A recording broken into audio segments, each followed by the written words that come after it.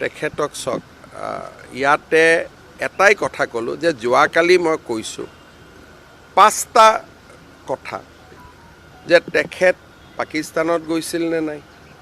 এইটো SITক কিয় ক'ব লাগে সাংবাদিককতো কৈ দিলেই হ'ল তেওঁ ল'ৰা ছোৱালী নাগৰিকত্ব কি SITলৈকে কিয় ৰখিব লাগে আপোনালোকক কৈ দিলেই হ'ল আপোনালোকৰ লগত তেওঁৰ ইমান ভাল তেওঁ আপোনালোককে উত্তৰটো দিলেই হ'ল নহয় SITলৈকে কিয় ৰখিব লাগে তেওঁৰ পৰিবাৰে পাকিস্তানৰ দৰমহা লৈছিল নে নাই আপোনালোকৰ দুই এজনে সুধি ল'ব না আপোনালোকৰ মাজত তেওঁৰ ইমান শুভাকাংক্ষী আছে আপোনালোকক আজিলৈকে কোৱা নাই নেকি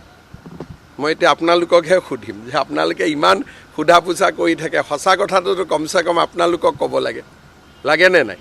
মন্ত্ৰী এজনে ইমানৰ মিছা কথা ক'ব হিমন্ত বিশ্ব শৰ্মাই পাৰে কিন্তু অসমৰ মুখ্যমন্ত্ৰীয়ে নোৱাৰে কাৰণ অসমৰ মুখ্যমন্ত্ৰীয়ে যদি মিছা কথা কয় বিধানসভাটো মোৰ ওপৰত প্ৰস্তাৱ হ'ব কোৰ্টেও মোক চামন দিব পাৰিব সেইকাৰণে মই মিছা কথা হিমন্ত বিশ্ব শৰ্মাই হাজাৰটা মিছা কথা ক'ব পাৰে কিন্তু অসমৰ মুখ্যমন্ত্ৰীয়ে মিছা কথা ক'ব নোৱাৰে